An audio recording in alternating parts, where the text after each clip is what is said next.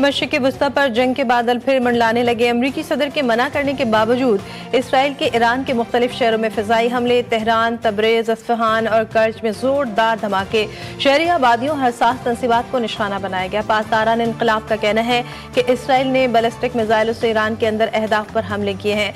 Israeli फ़ौज का कहना है कि कार्रवाई ईरान के हमलों के जवाब में किए गए। अमरीका की जानिब से तहम्मुल की अपीलें भी इसराइल को रोक न सकी। सयूनी क़यादत ने एक बार फिर खित्ते के अमन को दाव पर लगा दिया। ईरान ने वाज़ेह किया कि अपनी खुद मुख्तारी और कौमी सलामती पर कोई समझौता नहीं किया जाएगा।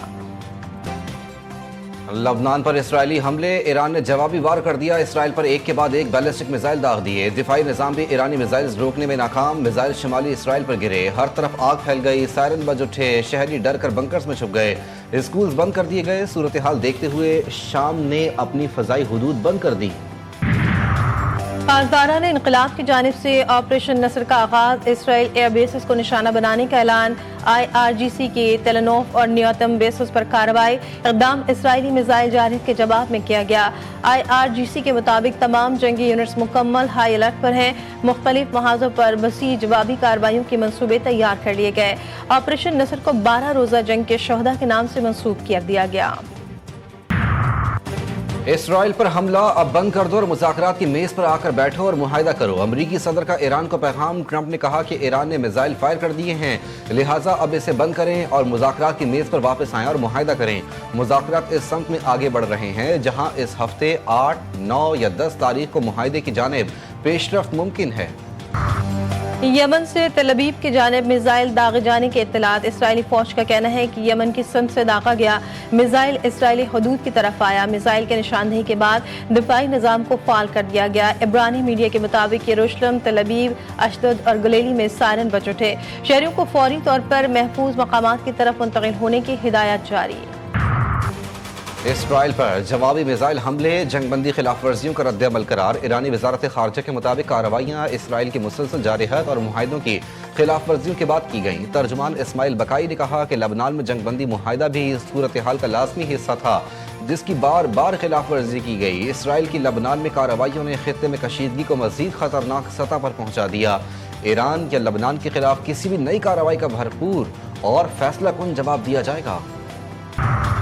ईरान के खिलाफ किसी भी फौजी मुहिम का हिस्सा नहीं बनेंगे। सदर ट्रंप का नेतन्याहू को दो टोक जवाब। अमरीकी सदर और इसराइली वज़ीर आज़म के दरमियान टेलीफोनिक राब्ते में खित्ते की ताज़ा सूरत हाल और मुमकिन रद्द-ए-अमल पर तबादला ख्याल। ज़राए के मुताबिक नेतन्याहू ने ईरान के खिलाफ मुमकिन जवाबी कार्रवाई के हवाले से अपने मौक़िफ़ से अमरीकी सदर को आगाह किया। ट्रंप ने वाज़ेह किया कि अगर इसराइल ईरान को निशाना बनाने का फैसला करता है तो अमरीका इस ऑपरेशन का हिस्सा नहीं बनेगा। मशरिक़ वस्ता में बढ़ती कशीदगी, ईरान, इराक और शाम ने अपने फ़िज़ाई हुदूद में पाबंदी आयद कर दी। दमिश्क एयरपोर्ट पर भी फ़िज़ाई ऑपरेशन आर्जी तौर पर मुअत्तल। इसराइल के ईरान पर हमलों के बाद तेल मार्केट में भी हलचल, कीमतें तेज़ी से बढ़ गईं। ब्रेंट खाम तेल की कीमत में 3.63% इजाफा, $96.75 फ़ी बैरल तक पहुँच गया। अमरीकी खाम तेल वेस्ट टेक्सास इंटरमीडिएट के मुताबिक कीमत 3.35% इजाफा रिकॉर्ड किया गया। गिलगित बाल्टिस्तान इंतखाबात में तीर चल गया। गैर हतमी और गैर सरकारी नताइज के मुताबिक पीपल्स पार्टी ने सबसे ज़्यादा 9 नशिस्तें जीत ली। 24 में से 19 नशिस्तों के मुकम्मल नताइज सामने आ गए। मुस्लिम लीग नून 3, MWM 1, आज़ाद उम्मीदवार 6 नशिस्तों पर कामयाब। GBA 1 से पीपल्स पार्टी के अमजद हुसैन, GBA 3 से आज़ाद उम्मीदवार सैयद सुहेल अब्बास कामयाब। GBA 4, 5, 7, 9, 10, 11, 12 और 19 पर पीपल्स पार्टी ने मैदान मारा। GBA 20 और 22 पर नून लीग। GBA 8 की नशिस्त MWM जीत गई। GBA 3, 6, 16, 21, 23 और 24 पर आज़ाद उम्मीदवार बराजमान। दीगर हलकों के नताइज के लिए वोटों की गिनती जारी। गिलगित बल्दिस्तान में तीरों की बारिश, बिलावल भुट्टो का ट्वीट। जियालो को जीत पर मुबारकबाद दी। पैगाम में लिखा, गिलगित बल्दिस्तान में पीपल्स पार्टी वाहिद बड़ी जमात बनकर उभर रही है। हम गिलगित बल्दिस्तान में हुकूमत बनाने की कोशिश करेंगे। अवाम के एतमाद पर उनका शुक्रगुजार हूँ।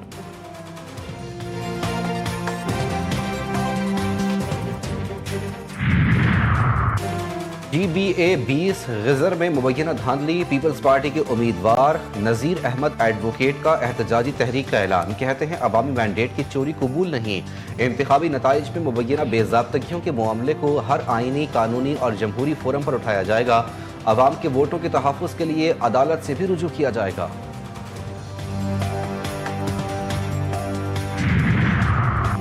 ترقیاتی بجٹ کی منظوری ایک روز کے لیے مؤخر، حکومت اور پیپلز پارٹی کے درمیان معاملات طے نہ ہونے پر قومی اقتصادی کونسل کا اجلاس آج نہ ہو سکا۔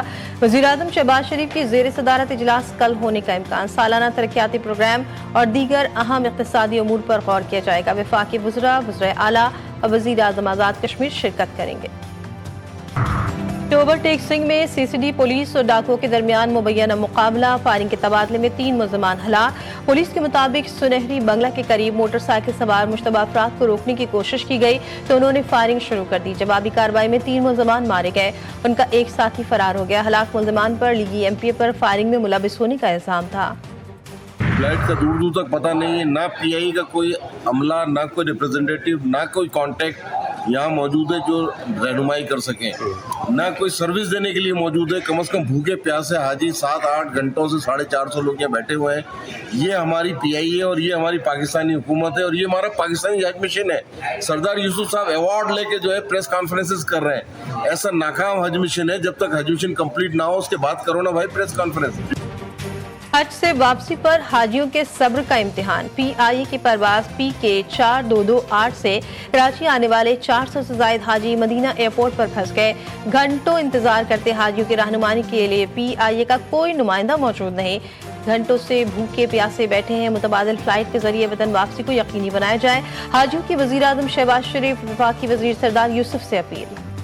کراچی میں آج بھی شدید گرمی، پارہ 35 degree centigrade record, 43 degree centigrade تک جانے کا امکان۔ محکمہ موسمیات کے مطابق گرمی کی حالیہ لہر 12 جون تک جاری رہے گی۔ لاہور سمیت پنجاب کے دیگر اضلاع میں بھی گرمی کی شدت برقرار رہنے کی پیشگوئی۔ لاہور میں پارہ 36 ڈگری سینٹی گریڈ تک پہنچ گیا، 43 ڈگری سینٹی گریڈ تک جانے کا امکان۔ سندھ کے مختلف علاقے اور بلوچستان بھی گرمی کی لپیٹ میں، خیبر پختونخوا کے میدانی اور بالائی اضلاع میں بھی درجہ حرارت بڑھنے کی توقع۔ لاہور نے بدلا بازار، کراچی نے بازار کا رنگ۔ لاہور کا اچرا بازار ماڈل بازار میں تبدیل ہوا تو کراچی کی تاریخی بولٹن مارکیٹ پر نیلا اور پیلا رنگ کر کے تسلی کروا دی گئی۔ لاہور کے اچرا بازار کی تزئین و آرائش کے بعد ایک بار پھر کراچی اور لاہور کی ترقی کے موازنے کی بحث چھڑ گئی۔ کراچی کے تاجروں کا بھی ماڈل بازار کا مطالبہ، شہری کہتے ہیں رنگ بدلنے سے قسمت نہیں بدلتی۔